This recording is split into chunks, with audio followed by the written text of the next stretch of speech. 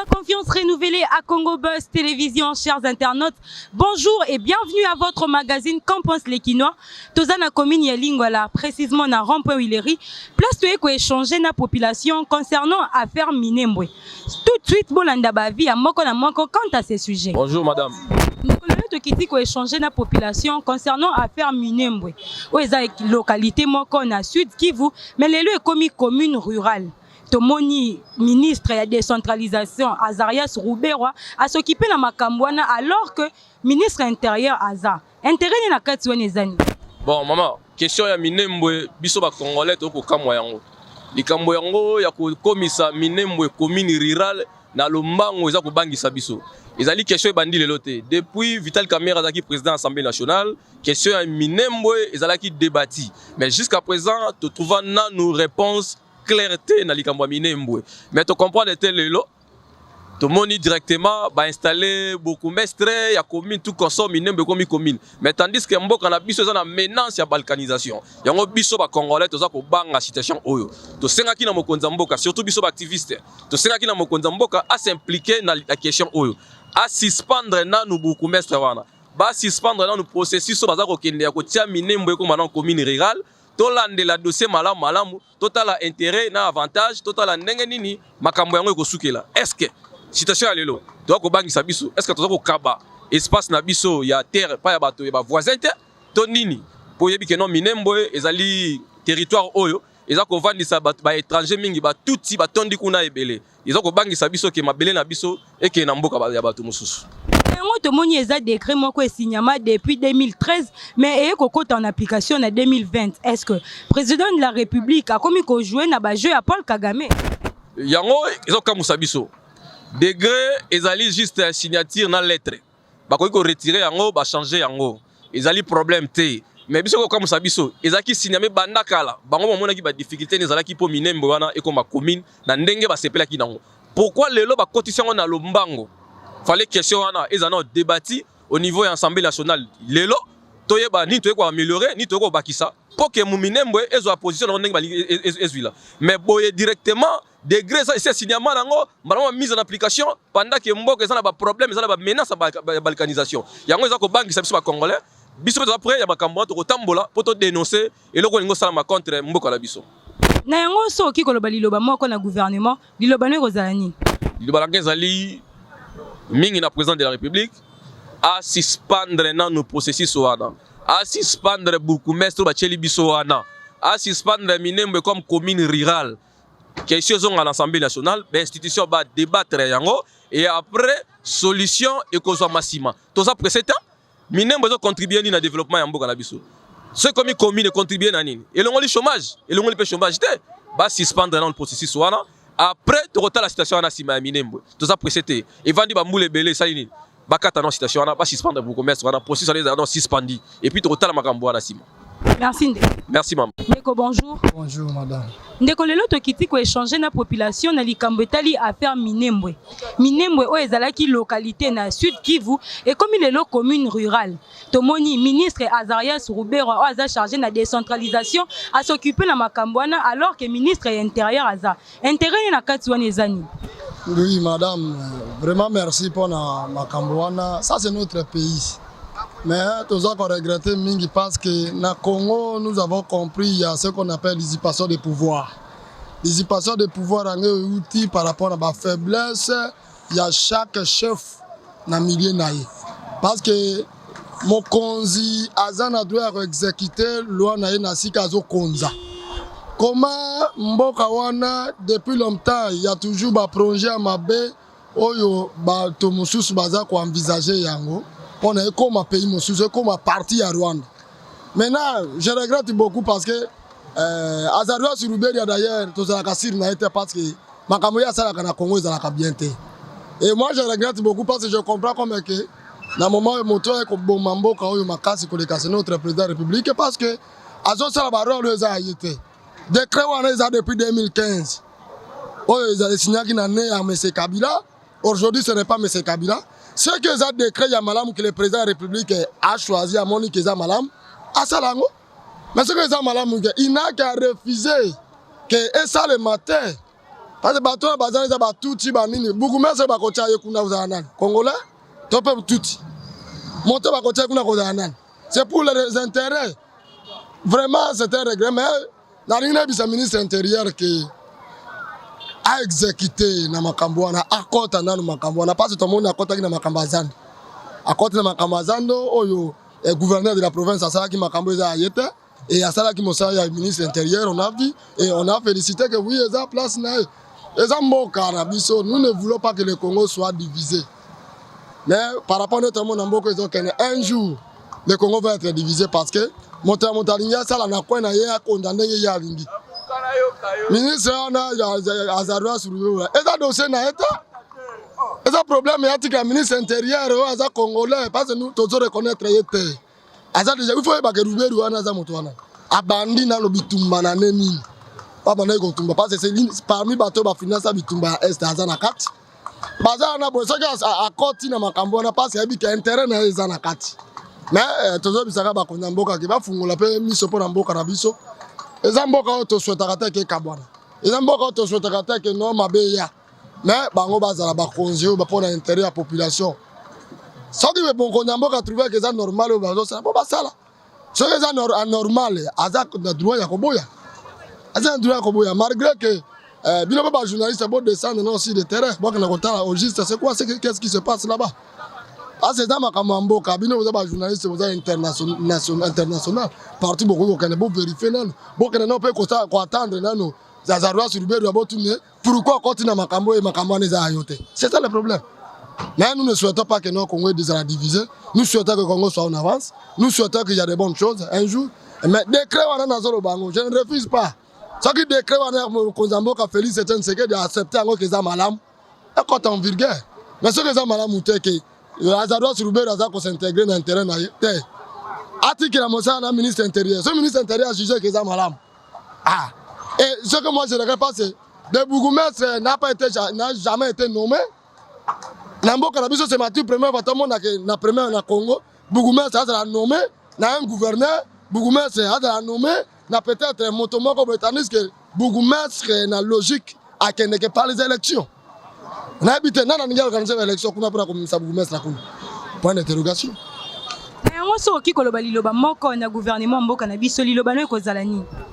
Le gouvernement congolais doit être responsable dans tout ce qui se passe au Congo. Mais c'est un regret parce que le gouvernement congolais ne sont pas responsables. Parce qu'on a habité depuis l'Unga Sylvestre à côté de Moussalango. Attends, nous n'avons pas quelque chose à souvenir de pas Nabiso, Congolais, où il a travaillé.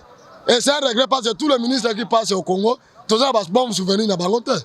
Mais Matata Pono, même Mozito, même Bruno Tibala, même Sami Badibanga, même Koutou Sylvestre, on n'est pas le même pas. Tu habites à des missionnaires, tu as des missionnaires, tu vas prendre la charge.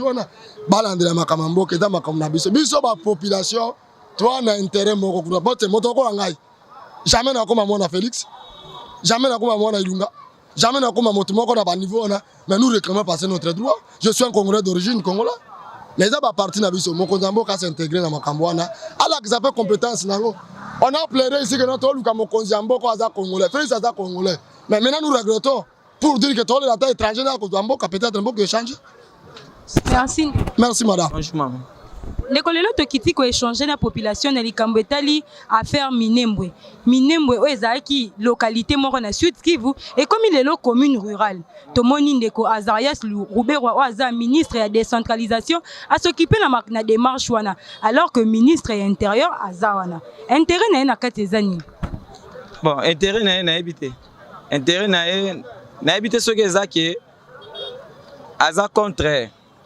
Développement Congo contre pour développement à RDC. Ministère il y a intérêt pour s'occuper de mambo intérieur Yamboka. Mais il y a la décentralisation à Kiti. Bon, quand à moi on a géré déjà ma baie. Fallait qu'il y ait un ministère il y a intérieur tout ministre intérieur il a géré de ce wana. Mais déjà ça profiter nango.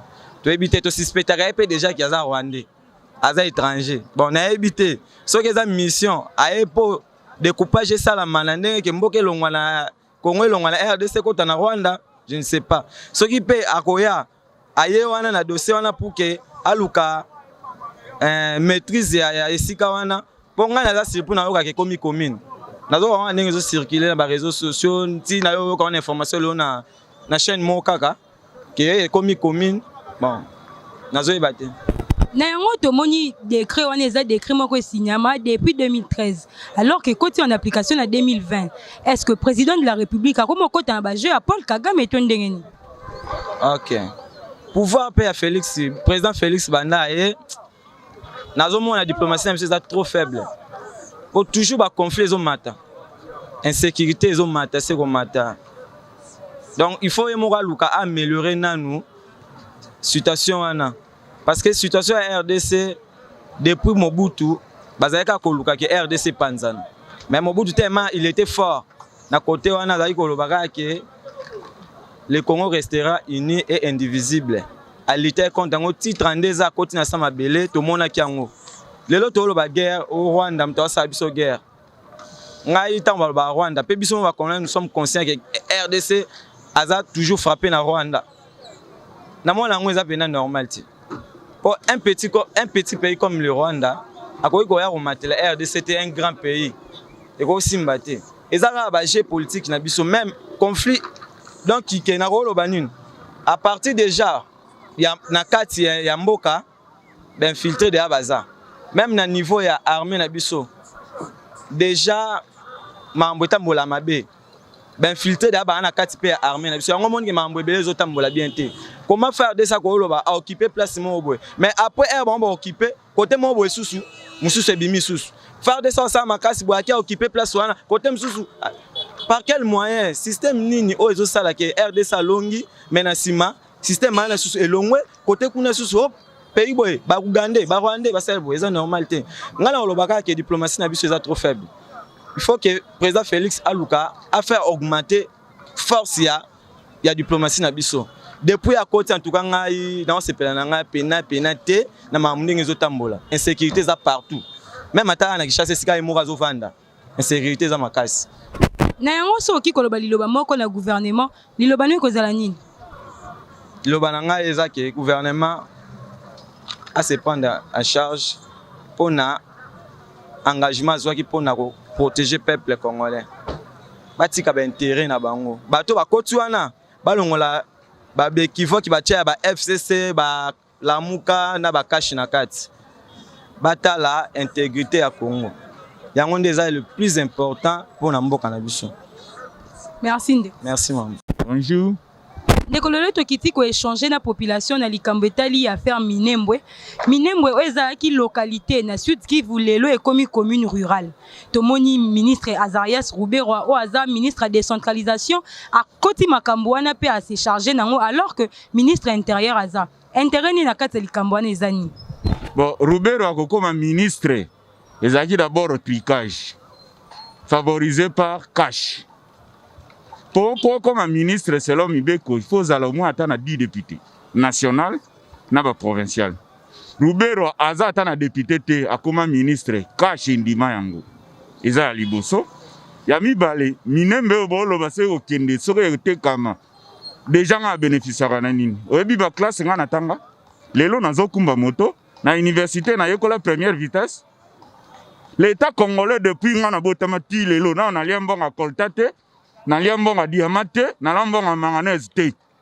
Donc ata soki minembo ekei ngai na perdre de l'autre côté na kozwa pe l'autre côté ate tikali. Minembwe eza décret moko esignama depuis 2013 mais tomoni ekoti en application en 2020. Est-ce que le président de la République a comme koti na ba jeu à Paul Kagame to ndengeni? Misu na matoi il a la capacité à kotala ko observer pe ko déterminer. Ozomona affaire wana ya Minembe wana bamo bayebi ba kopa bamo ba sala. Comprendre? Ya ba kop. Na yango soki koloba liloba moko na gouvernement, liloba no rozani. Gouvernement soka ko panza ngombo kanyosa ateka po biso msuso to se retrouver. Liloba na yango wana. Ndeko lelo tokiti ko échanger na population na likambo etali affaire Minembwe. O ezaki localité moko na Sud Kivu mais lelo ekomi commune rurale et na kati ya démarche wana tomoni ministre ya décentralisation Azarias Ruberwa oyo s'occuper na makambo wana alors que ministre intérieur aza tolingi toyeba intérêt na ye eza nini na kati ya makambo wana nyonso. Bon mpona ngai naoloba ngo na nia mokusi. Tu sais pourquoi balobaka laisser aller ceux qui laisser aller eza na ndako na yo papa bana na yo na mwasi na yo bakomatela yo ceux qui oza na liloba voix autoritaire c'est-à-dire bana bakozana discipline na ndako lokola ye président atiki bango ataleli bango bazosala buzoba wana yango nde bazokontinue na kosala makambo moko boye ezomema population na danger yango nde mpona ngai nazoloba ke président il faut azwa nde décision il faut ayokela pe population soki atiki bango basali makambo wana ndenge na bango moko c'est-à-dire azo créer des troubles parce que lui-même sait très bien que bato wana oyo avandi na bango aza batraître. Maintenant il faut avoir une vision de loin. Comprenez? Il faut qu'on ait une vision de loin. Ceux qui ont tiki laissé aller dans bateau oyo bazo qui n'a pas détruire yo nasi. Ce n'est pas normal. Il faut commencer à faire du désordre. Par bando ça là désordre pour être population et bailler président alors baké na pouvoir na à salakini. Nyonso wanande bazo likele makabo. C'est ça.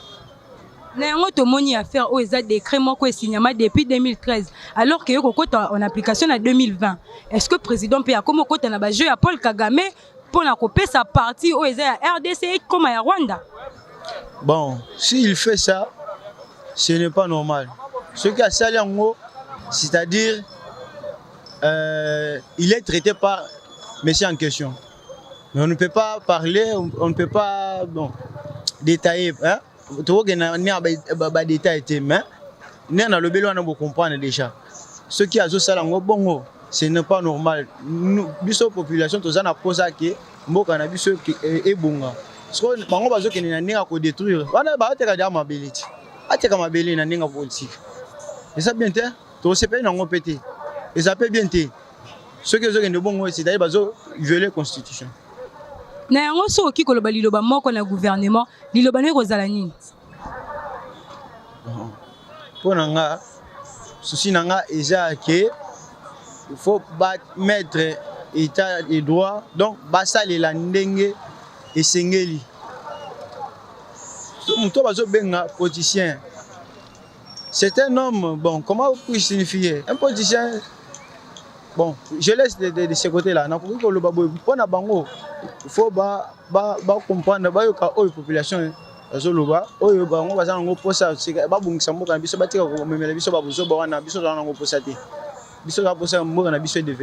c'est ça. Merci. C'est bon.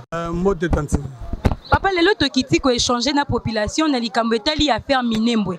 Minembwe ezaki localité na Sud Kivu et comme lelo commune rurale et na démarche wana tomoni ministre Azarias Ruberwa waza ministre ya décentralisation a s'occuper na makambo wana. Tolingi toyeba intérêt na ye na kati woni za nini. Pour ministre intérieur aza en lieu et place. Bon, na yebite parce que le problème est que bato bazomi ba mona ke to mona bango ke bato mayele. Mais l'action va opposer et l'accès qui m'a na bangote parce que na gouvernement et ça la répartition muto a un rôle à jouer. Maintenant ministre intérieur Azawana c'est celui qui est chargé de Mamboutouana. Ce qui est le ministre Roberwa Aza ko s'intégrer na problème wana. C'est que il y a un agenda caché na eloko lukawana parce que ça la compétence n'a été à niveau na été ya kosala oyo osala wana mamutu wana eza na gestion ya ministre ya intérieur yango na bige omoni ba géo surtout wana et bani nango bien oman balinge basala ba géo wana na bokondi oyo to durant 18 ans mais comme déjà do attendre ya bokondi Kabila te na minute peuple congolais nyo surtout misweza ko fungwama hein ba ko sabiso ne loko moko te to e bien ba je OSL ma bien Roberwa a la capacité a la pouvoir voter c'est ce qu'on appelle usurpation de pouvoir azoli alinga la ministre intérieur et ceux qui ont continué peuple congolais to côté les mélaillés et to linga ke aye bisabiso que oyo osala wana eza na compétence na ye eza na pouvoir na ye capacité na ye to eza na mutu moko songolo oyo aza chargé ya kosala mambo osala esalema wana. Na yango tomoni décret wana eza décret moko esignama depuis 2013 alors que côté en application lelo na 2020. Est-ce que le président de la République a commis na ba jeune Paul Kagame pour na côté ka parti moko ya RDCP ko pesa na Rwanda? Non, ce qui décret là sur depuis 2013, l'application il faut chef de l'État a se donner a mis se prononcer à travers ministre ya intérieur. Mais ce qui Robert Roy a se précipité pour la mettre en exécution hein na accomplissement nango voilà to eza sensiblement parce que même des guerres est signé en 2013 et les application nango ba ko appliquer en 2020 et nana pesi ordre d'application ya loi wana c'est chef de l'État ministre intérieur ou bien Robert aza pour la décentralisation aza pour na ko appliquer loi moko boye o ba voter en 2013 que lelo aya ko tiango mise en exécution lelo té et sa compétence n'a été et sa compétence de pe na zo bino nde bato presse na capacité na bino niveau na bino que bon soit plus temps il y a kosenga odiabo tunaye par quel pouvoir par quelle autorité et voulez dire bon transmettre un message que non si ceux qui bazo persister peuple congolais babenga biso batumo inutile mais inutile voilà to za la iti to tele mananzela et bomoni bien que o elega ki na loi ya minako malgré to mona ke bazonga ba zongela ngo mais depuis que egosimba lango ba je wana to ebi yango Kagame asala o ya sala kawana. Mais le temps est déjà parce que chaque chose a son temps. Temps et c'est les gars qui, na minute yo, Congo est un avancement na baramusus. Ozon, to wala ba balingi ko mener besoin na ba distraction mo. Na yango so ki koloba liloba moko na gouvernement, liloba no rozalani. Eh, ngana zo na gouvernement boy. Soki Robert wa azako a salelo gona, c'est que premier ministre andimi yango. Parce que c'est lui le chef du gouvernement. Comment un ministre le chef du gouvernement, il y ozo contrôler bango zdum. Maintenant, comment parmi les membres na yoto, parmi bato yo ozo coordonner. Ministre moko ozo la compétence n'était azwa décision à l'Ikambouana. Il faut que lui le premier ministre de Moutougué, c'est que lui aussi aza d'accord dans l'Ikambou. Ayebi ozo les gars pour la Robert. Parce que c'est lui il est rassemblé. A rassemblé bango na conseil na bango atuna bango ke eloko yo sali wana et c'est ça la compétence na yo et qui vous a ordonné na pession mandat ya ko exécuter eloko wana yango lobeke na minute oyo premier ministre azango mais biso président dans le problème té président dans le problème té net président aza vrai congolais ayebi eloko lukaki oya lukaki non azobunda na po de peuple congolais bas à la stable maintenant pendant que le président do liteke ko peuple congolais la stable bango bazo lité makele et la moutadi bosso eza ga condamner le premier ministre parce que c'est lui le chef du gouvernement tanga yoki elo mabe et bongi a interpellé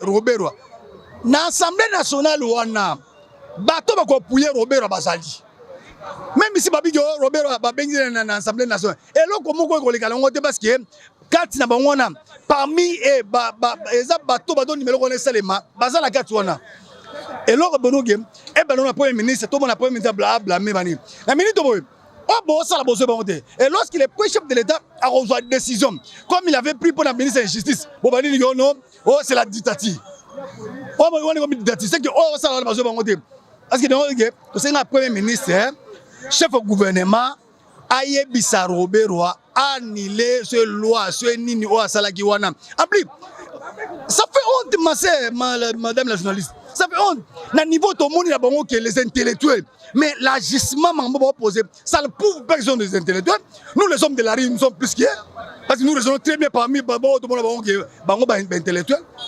Merci monsieur. Merci beaucoup. Bonjour maman. Ndeko tokiti lelo ko échanger na population na likambetali affaire Minembwe o ezaki localité na Sud Kivu mais lelo est commis commune rurale et puis na démarche wana tomoni ministre ya décentralisation Azarias Rubero o a s'occuper na makambo wana alors que ministre intérieur aza intérêt ni na kata makambo wana ezani bon selon ngai ministre wana azana pouvoir te be azana capacité te ya kosala likambo wana wana likambo wana ezotala ministre ya intérieur. De deux, ministre wana lokola bazana plan ou bien bazana makanisi moko ya komona Congo lokola ekomi eloko na bango ya bakende koteka mabele wana parce que mabele wana eza mabele o eza na ba produit eza na ba biloko ya o ezopesa Congo avantage ba minéraux eza kuna. Bon, lokola Rwanda bango baza ba congolais te baza ba étranger. C'est pour cela que bazo lité que bateka mabele wana po bazwa yango ba bénéficier ba minéraux eza kuna. Siko biso population to kondimate. To appuyer chef de l'état simana epo eloko wana eboya. Et puis na félicité ministre intérieur makasi aboyi eloko wana etika la kaka bongo tiyende moko à côté le pona kosala. Et comme déjà commune rurale, je vous informe. Bon, malgré etikali commune etikali commune anomaki na bourgmestre. Mais le ministre intérieur aboyi de nomination wana aboyi yango alobi etikala kaka bongo malgré etikali commune mais ekotikala kokoma ya Rwanda te ekozala kaka na Congo. Na yango tomoni eza décret moko esignama depuis 2013 mais lelo na 2020 eza mise en application. Est-ce que chef de l'état pe a commis na ba jeu ya Paul Kagame pour na koteka ndambo parti ya mboka? Jamais chef de l'état akoko kokota na makambo ya koteka Congo te. Mais chef de l'état azo sala lit parce que bato chef de l'état azo travailler na bango balingi ete baza mitema mabe. C'est-à-dire lokola bamona ki Congo et comme lokola loko na bango. C'est pour cela bazo tamba na ba parti nyonso ba luka ba problème. Jamais mabele wana eko koteka mate et puis chef de l'état akoko laisser comité faible était pour na côté wana. Azo telema tango tolo bawa azana mkati ya mabele wana pona kokende ko solola na ba konzinyoso boya bengisi na kati wana pona koyebisa bango ba faire tirer attention pona likambo wana masome au chef de l'état ko sala kuna de le lundi jusqu'à jeudi eza pona koyebisa bango pona mabele wana ya chef de l'état akoko sala l'été chef de l'état azo bundela biso peuple congolais pour biloko nyonso ezalaki ya biso ezongela biso. Na yango soki koloba liloba moko na gouvernement liloba ne kozala nini? Ngai na gouvernement nazo senga chef de l'état muto biso to votaki oyo professeur bimaki elobaki 5e président yende muto ya ko bongisa mboka oyo nazo senga eboye oyo gouvernement azana ngwana eza gouvernement te. Il faut alongo la gouvernement wana nyonso asala gouvernement ya sika atelemisa assemblée nationale atelemisa sénat asala biloko wa sika po bakabiliste nyonso bakende totika na bana Congo toleka totambola tolia lelo tala biso tozo kumba moto mais normalement tout ça ba to kumba moto te tozo mériter pe ko vendre na bureau tozo mériter ko sala misala mais compte tenu ya kozanga ma moyen ou bien kozanga relation c'est pour ça que tozo sommer boui na senga chef de l'état amekanano au changer gouvernement ou ya azo travailler nango aluka gouvernement ya sika biso peuple toza pona ko betele ka maboko. Merci. Merci maman. C'est par ici que prend fin cette émission. Vous étiez nombreux à suivre les avis des uns et des autres. Restez branchés à Congo Buzz TV. Merci à Bajo qui était derrière la caméra. D'ici là, portez-vous bien.